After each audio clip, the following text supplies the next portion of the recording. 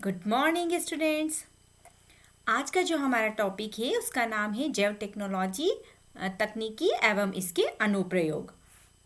और ये बहुत ही इम्पोर्टेंट चैप्टर है। इससे हर साल नीट में और ट्वेल्थ बोर्ड में आप जैसे पैटर्न नया आ गया है ना, आप लोगों के OMR शीट पे एग्ज़ाम होगी तो MCQs आएंगे उसमें, तो हमें उसकी अच्छे से तैयारी करनी है। तो चलिए अपन स्टार्ट करते हैं। इसमें से 100% आप लोगों के आने वाले हैं क्वेश्चंस। और ये जो फर्स्ट क्वेश्चन है ना, ये तो बहुत ज़्यादा इम्पोर्टेंट है। ये कई साल एग्जाम्स में पूछा गया क्वेश्चन है, बहुत ही ज़्यादा इम्पोर्टेंट है। क्वेश्चन है ह्यूमिलिन है। ह्यूमिलिन क्या चीज़ है? तो यह एक प्रकार का मानव इंसुलिन है। इंसुलिन जो होता है ना, ब्लड शुगर लेवल को हमारी बॉडी में बनाए रखता है। तो ये इंसुलिन तो नेचुरल हमारी बॉडी में बनता है, हमारे पैनक्रियास से सिक्रीट होता है। लेकिन किसी व्यक्ति में यदि किसी कारण से इसकी कमी हो जाती है, हमारा पैनक्रियास वर्क नहीं कर पाता है, प्रॉपर इंसुलिन नहीं बना पाता है, तो आर्टिफिशियल ह्यूमिलिन उसको दी जाती है। जो इंसुलिन दी जाती है ना, आर्टिफिशियल बनाई गई, उसका नाम है ह्यूमिलिन। यह क्वेश्चन बहुत ही इंपॉर्टेंट है। नेक्स्ट क्वेश्चन पे आते हैं। जैव हथियार के रूप में प्रयुक्त नहीं होता है।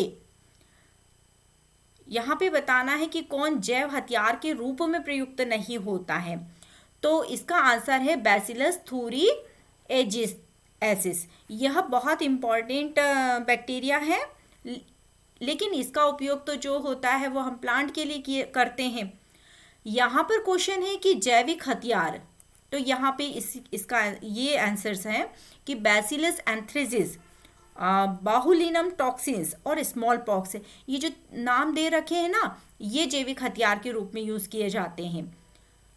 और लेकिन ये वाला जो होता है ये मृदा में पाया जाता है, प्लांट के लिए इसको यूज़ करते हैं। आगे मैं पूरा इसका डिटेल बैसिलस थ्यूरी जिनेसिस जो ये है ना नाम, इसको मैं आपको पूरा डिटेल बताऊंगी। ये बहुत इंपॉर्टेंट बैक्टीरिया है। नेक्स्ट क्वेश्चन है हमारा, तेल अधिप्लाव दल कण के जैव उपचार में सफलतापूर्वक उपयोग में की जाने वाली आनुवांशिक रूपांतरित स्पीशीज किसकी प्रजाति है? तो इसका आंसर आ जाएगा स्यूडोमोनास की। ये जो स्यूडोमोनास है ना, स्यूडोमोनास के दो एक और नाम आप याद कर लीजिए, स्यूडोमोनास प्यूटिडा। तो स्यूडोमोनास प्यूटिडा का प्रयोग किस लिए किया जाता है? पर्यावरण प्रदूषण को कम करने के लिए।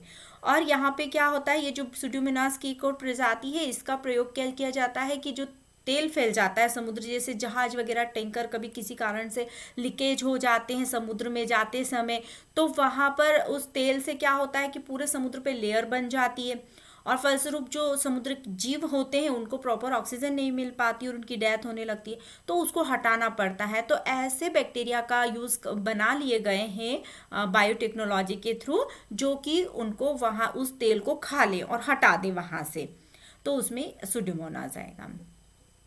सुपर बग, ये देखिए सुडोमोनास प्यूटिडा जो है वो क्या करता है? पर्यावरण प्रदूषण को कम करता है। इसे सुपर बग के नाम से भी जाना जाता है। ये वाला जैव पदार्थों में जहां इनकी उत्पत्ति हुई वहां के निवासियों को भुगतान किए बिना गैर कानूनी तथा नियम के विरुद्ध विकसित करना क्या कहलाता है? तो इसे हम क्या कहते हैं? बायोपायरेसी। बायोपायरेसी क्या चीज़ होता है कि यहाँ पर किसी की अनुमति नहीं ली जाती है। यदि कोई बायोलॉजिकल प्रोडक्ट होता है ना, उसका बिना अनुमति के जैसे किसी देश में चले गए और वहाँ पर उसका सारा आपने यूज़ कर लिया ना, तो उनको किसी प्रकार का कोई पेमेंट किया, कोई भुगतान दिया ना, उनको बताया, तो ये क्या कहलाता है? बायोपायरेसी कहलाता है ना। जैव टेक्नोलॉजी तो मैं आप लोगों को पहले समझा चुकी हूँ, है ना। छोटे छोटे सूक्ष्म जीवों को संवर्धित करके उनके द्वारा कोई प्रोडक्ट का उत्पादन करना।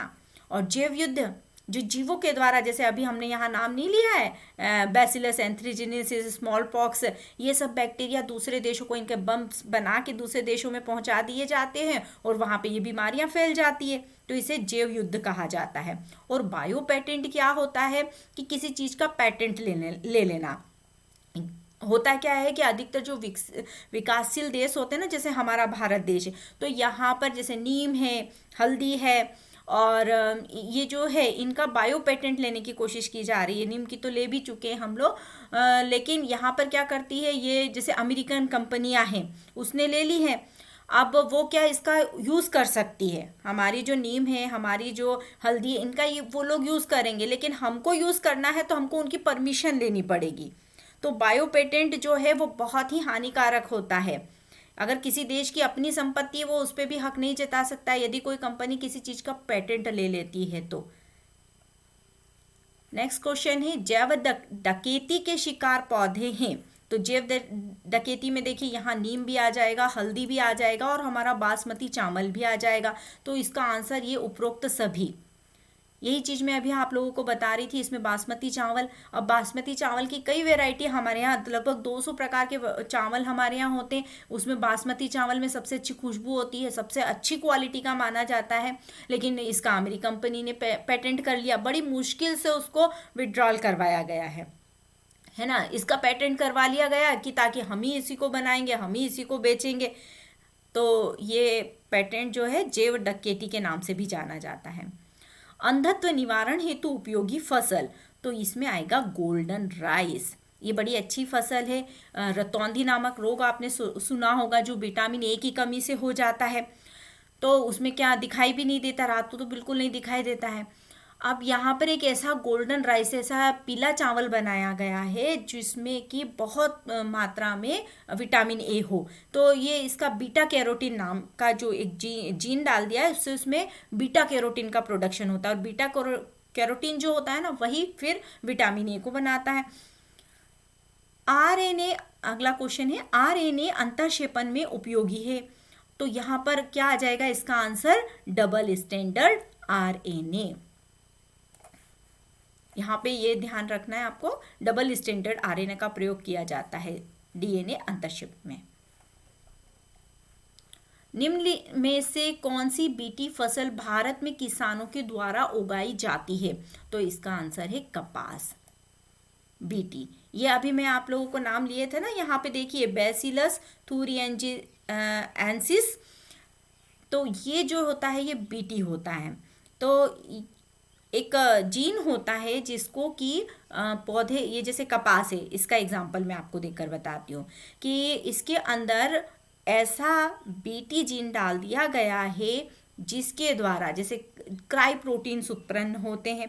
अब वो क्राई प्रोटीन क्या करते हैं, किसी जो भी इनको खाने के लिए कैटरपिलर आएगा, उसकी जो मिडगट होती है वहाँ पे वो अटैक करेगा, और अटैक करने के बाद में उसका जो विष है वो उसको मार देगा। वो जो कीड़ा है या इल्ली है, या मोस्टली कपास में वॉलवर्म लगता है ना, तो वॉलवर्म को मारने के लिए इस प्रकार का जीन इसके अंदर डाल दिया जाता है, ताकि इसमें क्या होता है, आपके बुक में भी चित्र दे रखा है, जो इसकी बर्ड होती है उसके ऊपर कीड़ा हमला कर देता है और पूरा खत्म हो जाता है वो, तो वो कीड़ा मर जाएगा। जब इसमें बीटी जीन होगा ना, तो वो प्रतिविष उत्पन्न करेगा और वो मर जाएगा। तो यहाँ पर हमारी कपास की अब प्रोडक्शन बहुत ज़्यादा बढ़ गई है, काफ़ी मात्रा में कपास हम उत्पादित करने लग गए।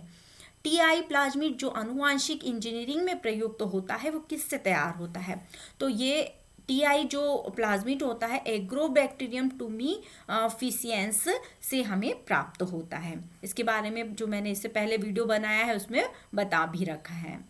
बीटी टॉक्सिन है, ये बाह्य कोशिकीय क्रिस्टल प्रोटीन होता है। बैसिलस थूरिएंजिएसिस बीटी विभेदपूर्ण अपूर्ण कार्य के लिए प्रयोग में किया जाता है। तो इसका प्रयोग किसके लिए किया जाता है? बायो इंसेक्टिसाइड के रूप में किया जाता है। अब देखो इससे कितना फ़ायदा होता है कि पहले क्या किया जाता था कि इन कीड़ों को रोकने के लिए बहुत सारा केमिकल्स का यूज़ किया जाता था, और वो केमिकल क्या होता था कि प्लांट के अंदर चले जाता था। जैसे केमिकल छिड़काव किया तो वो जड़ों से, उस जड़ों के द्वारा या पत्तियों के जो छिद्र होते हैं उनसे उनमें अंदर चले जाता था, और वही हम लोग खाते थे, तो हमें भी बहुत नुकसान होता था। अब यहाँ पर क्या किया है कि उस जीन को डाल दिया जो प्रतिविष बनाता है। अब वो प्रतिविष जो है कीड़े के अंदर जाके उसको नष्ट कर देता है। तो क्या हो गया, बायो जैविक हो गया है ये, है ना, जीवों के द्वारा तैयार किया गया, जो बैक्टीरिया है उसके द्वारा तैयार किया गया है। तो इसे हम किस नाम से जाना जाएगा? Bio insecticide. पहले हम पेस्टिसाइड्स को जानते थे ना, लेकिन यहाँ पर क्या वर्ड आ गया है? Bio insecticides. बीटी आविश्रव्य कुछ जीवाणु के द्वारा बनाए जाते हैं, परंतु जीवाणु स्वयं क्यों नहीं मरते? बहुत अच्छा क्वेश्चन है भाई, ये तो मारने के लिए बनाया गया है। किसी बैक्टीरिया में इस जीन को डाल दो तो वो बैक्टीरिया नहीं मरता है, लेकिन अगर वो किसी कीड़े में चले जाता है तो कीड़ा मर जाता है। तो ऐसा क्यों? एक्चुअल में क्या होता है, ये आविश निष्क्रिय होता है। क्या होता है कि जो बैक्टीरिया में पहुंचता है ना, तो ये रवे के रूप में रहता है, क्रिस्टल फॉर्म में रहता है, ये निष्क्रिय फॉर्म में रहता है ना, निष्क्रिय रहता है। लेकिन जैसे ही कीड़े के अंदर जाता है तो वहाँ पे कीड़े के अंदर कौन सा माध्यम हो जाता है, जो उसकी आंत होती है उसके अंदर माध्यम कौन सा हो जाता है, क्षारीय माध्यम हो जाता है। उसकी जो मिडगट वाला पोर्शन होता है वहाँ माध्यम क्षारीय होता है। तो जैसे ही ये उसके अंदर जाता है तो ये जो विष गया ना, तो वहाँ पर ये एक्टिव हो जाता है। जैसे बैक्टीरिया में इनएक्टिव रहेगा, निष्क्रिय रहेगा, लेकिन कीड़े में जाकर ये सक्रिय हो जाएगा, उसके साथ क्रिया कर लेगा। इसीलिए बैक्टीरिया तो नहीं मरेगा लेकिन कीड़ा मर जाएगा। भारतीय पौधों में विदेशी डीएनए स्थानांतरण में सामान्यतः प्रयोग किया जाता है। तो किसका प्रयोग किया जाता है? जो पौधे, तो जैसे ही पौधों का नाम आ जाता है तो टीआई याद कर लीजिएगा आप, टीआई याद कर लेंगे आप तो एग्रोबैक्टीरियम ट्यूमिफिशियंस का नाम आ जाएगा और फट से आप इसके ऊपर निशान लगा दीजिएगा। अगला है बायोपायरेसी संबंधित है। तो बायोपायरेसी किस चीज़ से संबंधित है? तो ये जैव अणु जीन की खोज से संबंधित है, परंपरागत ज्ञान से संबंधित है और जैव अनुसंधान से भी संबंधित है। तो इसका उत्तर तीनों आ जाएगा। सुनहरे चावल में कौन सा विटामिन प्रचुर होता है? तो यहाँ पर विटामिन ए प्रचुर होता है। बड़ी अच्छी। इसी तरह से एक टमाटर की किस्म को भी तैयार किया गया है। पहले टमाटर 1-2 दिन में ही खराब हो जाता था, लेकिन अब जो हम टमाटर मार्केट से लाते हैं ना, वो खराब नहीं होता है, कई दिनों तक अच्छा रहता है। उसका नाम हम इस नाम से जानते हैं, फ्लेवर सीवर नाम से, है ना। शेल्फ लाइफ बढ़ गई है उसकी, और ये नाम याद रखिएगा, कभी ऑब्जेक्टिव में पूछ सकते हैं, फ्लेवर सीवर। बीटी आविश रवि के कुछ जीवाणु द्वारा बनाए जाते हैं लेकिन स्वयं को नहीं मारते। देखिए क्वेश्चन फिर से आ गया है, ये बहुत ही इंपॉर्टेंट हो गया है। आविश निष्क्रिय होता है। बीटी कपास नहीं है। क्या नहीं है? एक जीएम पौधा नहीं है, कीटाणुरोधी नहीं है, जीव अभियांत्रिकी नहीं है, सभी पीढ़ियों के लिए प्रतिरोधी। तो ये बीटी कपास जो है ना, ये बीटी के कपास के लिए ही है। ये सभी पीड़ कपास पे कौन सा लगता है, जो वर्म लगता है ना, बाल वाला कीड़ा बोलते हैं, उस पर छोटे छोटे से बाल होते हैं, है ना, बाल वर्म भी बोला जाता है। तो ये उसके लिए काम करता है, बाकी दूसरे पीड़कों के प्रति यह प्रतिरोधी नहीं होता। अब इसके बाद में है मनुष्य की इंसुलिन में सी पेप्टाइड है। तो सी पेप्टाइड क्या है? प्रो इंसुलिन से परिपक्व इंसुलिन बनते समय इसको हटा दिया जाता है। तो प्रो इंसुलिन क्या होता है? जिसमें सी पेप्टाइड प्रेजेंट होता है। अब इसमें क्या करते हैं, मनुष्य की इंसुलिन जो होती है ना, उसमें सी पेप्टाइड का रोल नहीं हो, ओनली ए और बी काम की होती है, सी का यूज नहीं होता है, तो इसको हटा दिया जाता है।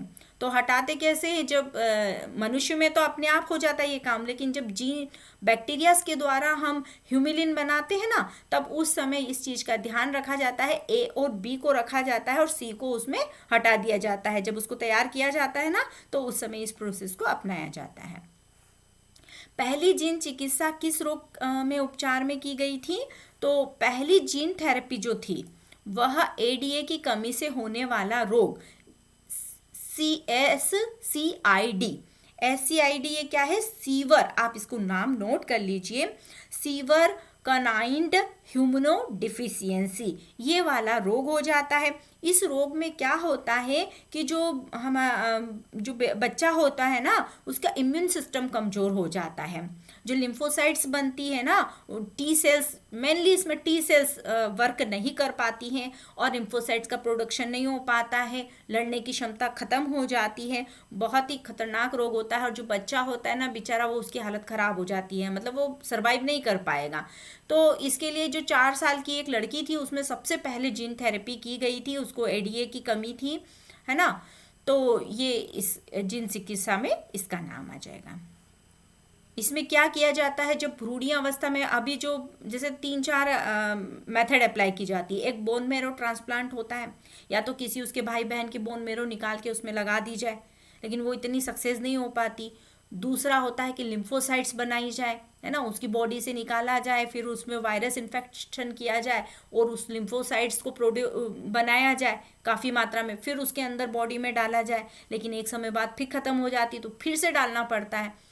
और तीसरी जो प्रोसेस है ना वो बहुत अच्छी है, उसमें क्या किया जाता है कि भ्रूण जो होता है ना, भ्रूण में जब वो बच्चा बनने वाला होता है तब उसी समय पर उसका जो जीन है ना, बेचारे उसकी तो कोई गलती नहीं है, ये जीन माता पिता से मिलते हैं हर बच्चे को, तो उस जीन को निकाल दिया जाए, है ना, जो ऐसा उल्टा काम कर रहा है, और उसकी जगह सही जीन को फिट कर दिया जाए, तो ये वाली बीमारी दूर हो जाती है। मोनोक्लोन एंटीबॉडी का उपयोग किया जाता है। तो मोनोक्लोन एंटीबॉडी का उपयोग रुधिर समूह की पहचान करने के लिए, रोगजनों की विश्वसनीयता का पहचान, कैंसर की विश्वसनीयता का पहचान और सभी के लिए। तो इस मोनोक्लोन एंटीबॉडी का प्रयोग जो होता है ना वो सभी के लिए किया जाता है, उपयुक्त तो सभी इसमें आ जाएंगे।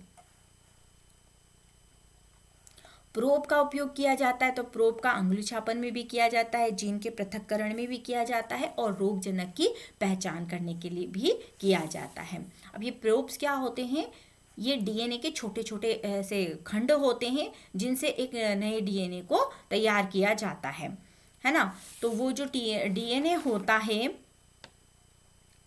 इसके द्वारा काफ़ी radio active, non radio active का भी प्रयोग किया जाता है। सिकल सेल एनीमिया हुआ, मलेरिया हुआ और हेपेटाइटिस, विषाणु, इन सबके प्रोब्स तैयार किए जा चुके हैं ताकि इनके द्वारा किसी फॉरेन डीएनए का पता लगाया जा सके कि उसमें कौन सा कमी है। इस तरह के डीएनए के जो खंड होते हैं उनको तैयार किया जाता है। ह्यूमिलिन क्या है? ह्यूमिलिन जो होती है वो मानव इंसुलिन है, ये पहले ही बता चुके हैं। इंटरफेरॉन उपयोगी होते, तो इंटरफेरॉन का उपयोग क्या किया जाता है, एक प्रकार के जो प्रोटीन होते हैं ये हमारी बॉडी में तैयार होते हैं जिनसे कैंसर में उपचार किया जाता है। इस समय हेपेटाइटिस बी का टीका क्या है, तो ये द्वितीयक पीढ़ी का टीका है।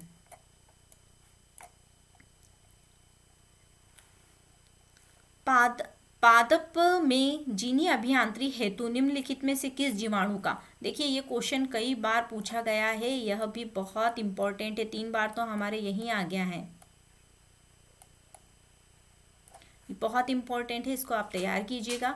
किस पदार्थ को जीनी अभियांत्रिकी द्वारा औद्योगिक स्तर पर उत्पादित किया जाता है, तो इन तीनों को किया जाता है। देखिए इंसुलिन को भी औद्योगिक उत्पादन किया जाता है, इंटरफेरॉन को भी किया जाता है ना। मैंने आप लोगों को बताया भी था ना रेड टेक्नोलॉजी के बारे में, वाइट टेक्नोलॉजी के बारे में, ये वाइट टेक्नोलॉजी में आएंगे, है ना।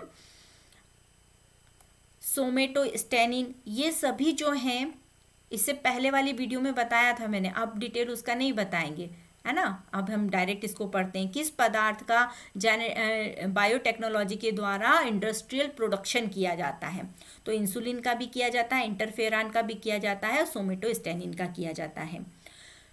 सोमेटोस्टेनिन क्या है, देखो इंसुलिन हम समझ चुके हैं, इंटरफेरॉन हम समझ चुके हैं। अब सोमेटोस्टेनिन जो होता है ना, हमारी जो पीयूष ग्रंथि होती है दिमाग में, उसमें से स्त्रावित एक हार्मोन होता है जो कि अन्य ग्रोथ हार्मोन होते हैं ना, और भी हार्मोन उनको भी कंट्रोल करके रखता है। तो इसका आंसर आ जाएगा ये सभी।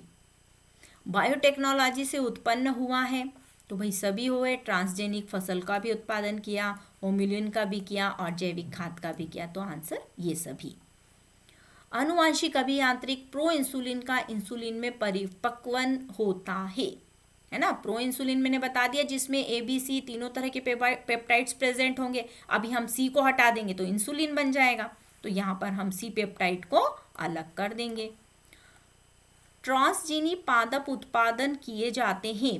ट्रांसजीनी पादप कैसे बनाए जाएंगे, है ना, बहुत सारे पादप ऐसे ट्रांसजीनी बनाए गए हैं, तो इनमें बाहरी जीनों को प्रविष्ट करवा के, ग्लोवर्म आप जानते होंगे ना, जुगनू जो चमक उत्पन्न करता है, इसका जो जीन है वो इस ग्लोवर्म से निकालकर तंबाकू के पौधे में डाल दिया, पता है क्या होता है, अब तंबाकू का पौधा भी चमकता है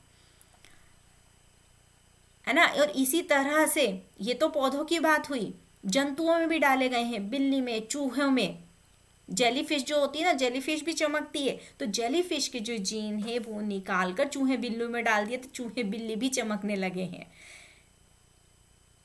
निम्न में से कौन सा हार्मोन सर्वप्रथम जीवाणु के कृत्रिम संवर्धन द्वारा प्राप्त किया गया, तो सबसे पहला, ये भी बहुत इंपॉर्टेंट है, सबसे पहला हार्मोन इंसुलिन है जिसको कि जीवाणु के कृत्रिम संवर्धन के द्वारा प्राप्त किया गया। बीटी फसलों में कौन सी फसल भारत के किसानों द्वारा उगाई जा रही है? तो उसका नाम है कपास। कपास का बहुत ज्यादा प्रोडक्शन हो चुका है। अब है ना, इसके एक चीज और थोड़ा सा मैं बता देती हूँ कि जो बीटी है ना, अब ये कौन कौन से जीन इसमें डाले हैं तो वो भी बता देती हूँ। एक आई ऐसी करके होता है, तो ये कपास के बाल कृमि को खत्म कर देता है। दूसरा आई ए बी, वो मक्का भेदक होता है, कॉर्न वर्म है ना, बोरर बोलेंगे इसको। और तीसरा होता है थर्ड ए बी, जो कोलोराडो आलू बीटल को खत्म करता है। और एक और होता है थर्ड बी ए, और मक्के का मूल कृमि को वो खत्म कर देता है, कॉर्न रूट वर्म। तो इनके नाम आप लोग याद कर लीजिएगा, इधर लिख भी देती हूँ मैं इनके नाम। फर्स्ट मैंने नाम लिया था आई ए सी, ये किसका है? ये कपास के लिए होता है, कपास के वॉलवर्म के लिए होता है। फिर फर्स्ट ए बी, ये मक्का भेदक के लिए होता है। और थर्ड ए बी, ये कोलोराडो आलू बीटल के लिए होता है। और थर्ड बी बी, ये मक्के के मूल कृमि या कॉर्न रूट वर्म के लिए यूज किया जाता है।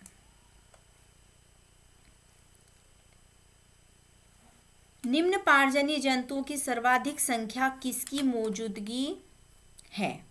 तो सबसे ज्यादा जो पारजनी जंतु बनाए गए हैं 95% है ना, 95 जो बनाए गए हैं अभी हमारे यहाँ चूहे, ये जो चूहे हैं ना 95 चूहे जो हमको दिखाई दे रहे हैं, ये सब पारजनी है। इन सब के अंदर क्या किया गया है, नया नया जीन डाल के नए नए एक्सपेरिमेंट किया। बेचारा चूहा की तो हालत खराब है, कभी उसको किसी में किसी चीज की कमी है ये पता करना है तो भी चूहे का प्रयोग, भाई ये हमने बना लिया है, क्या ये किसी व्यक्ति की बीमारी को कितने हद तक ठीक करेगा, ये एक्सपेरिमेंट भी चूहे पे किया जाता है ना। तो सारे जितने भी हमारे डीएनए के फ्रेगमेंट जो जीन्स काटे जाते हैं सबसे पहले अप्लाई चूहे पे ही किए जाते हैं सारे एक्सपेरिमेंट्स। बैसिलस थूरी जी एंसिस का उपयोग निम्न में से किसको कंट्रोल करने में किया जाता है? तो ये कीट पीड़क होता है, कीड़ों को कंट्रोल करने में किया जाता है। आरएनए अंतरक्षेपण की प्रक्रिया निम्न में से किस प्रतिपादक प्रतिरोधकता को विकसित करने में प्रयोग में लाई जाती है? तो इसका प्रयोग निमेटोड्स के लिए किया जाता है। तो निमेटोड्स मतलब जैसे हमारे एस्केरिया होता है ना, वो भी निमेटोड है ना। इसको सामान्यतः सूत्रकृमि के नाम से जाना जाता है, सूत्रकृमि है ना। ये क्या करते हैं, जो जड़ होती है ना पौधे की, जो जड़ उसके अंदर घुस जाते हैं और वहां पे उसको काफी हार्म करते हैं। पूरा जब जड़ी खत्म हो जाएगी तो पौधा ही खत्म हो जाएगा।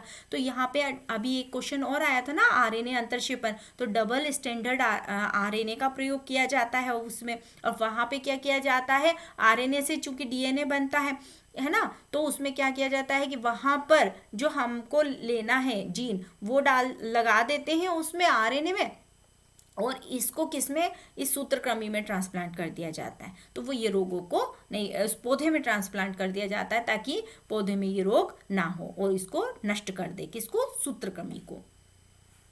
मानव इंसुलिन की दो पॉलीपेप्टाइड श्रृंखलाएं आपस में जुड़ी होती है। तो दो पॉलीपेप्टाइड जो श्रृंखलाएं होती है डाइसल्फाइड बॉन्ड के द्वारा जुड़ी हुई होती है। हाइड्रोजन बॉन्ड्स होते हैं, डाइसल्फाइड बॉन्ड्स होते हैं जो आपस में जुड़े हुए होते हैं, है ना। ये वर्ड आप लोग ध्यान रखिएगा, ये नीट में भी आया हुआ क्वेश्चन है, बहुत महत्वपूर्ण क्वेश्चन है, क्योंकि हम जब भी चैप्टर वगैरह हमने पढ़ा होगा तो ये वर्ड काफ़ी टाइम आया है।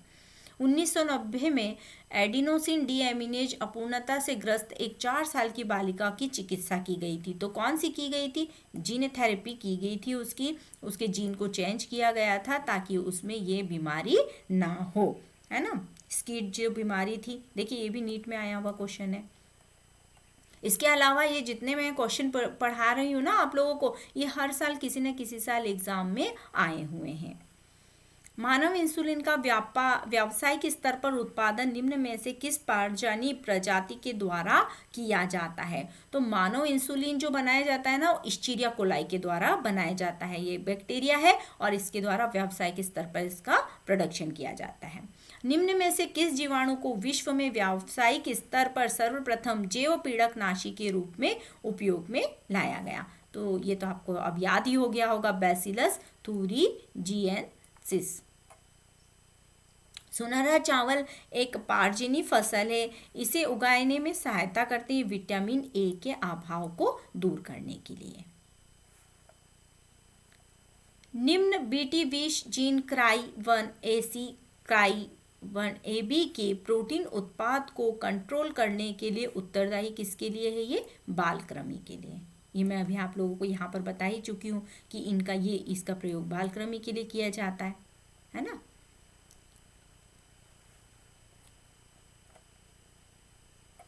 सबसे पहले नैदानिक जीन चिकित्सा किसके उपचार के लिए दी गई थी? तो सबसे पहले जो जीन थेरेपी थी एडिनोसिन डी एमिनेज अल्पता या एडीए रोग के लिए दी गई थी। विटामिन ए की कमी से अंधापन, सुनहरा चावल आ जाएगा, गोल्डन राइस।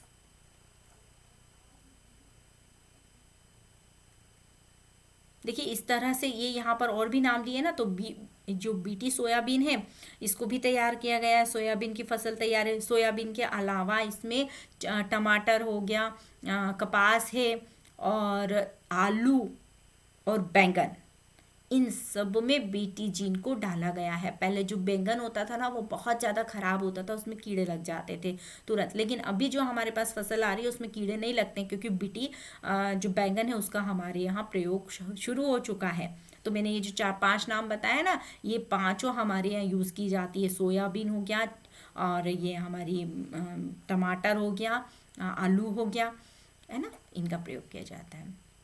और बैंगन।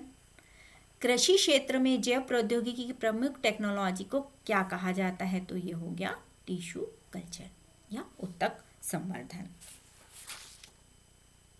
इसके अलावा भी हम लोग एक निफ जीन के बारे में जानते हैं। निफ जीन जो होता है ना, राइजोबियम मेलिलोटी से प्राप्त किया जाता है और ये नाइट्रोजन स्थिरीकरण में बहुत हेल्पफुल होता है। और अब आप ये एक और चीज़ और आप देख लीजिए, जैसे tobacco bird worm, army worm, battle worm और ये सब जो होते हैं ना, इन सब के लिए बीटी जीन काम करता है।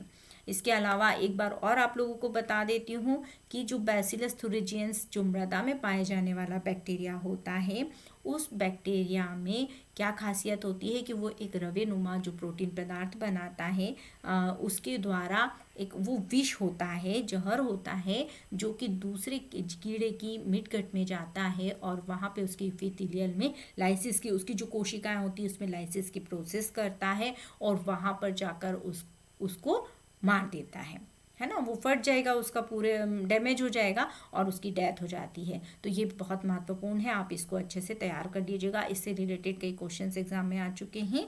आप लोगों को ये चैप्टर अच्छा लगा होगा। चलिए, ओके, बाय।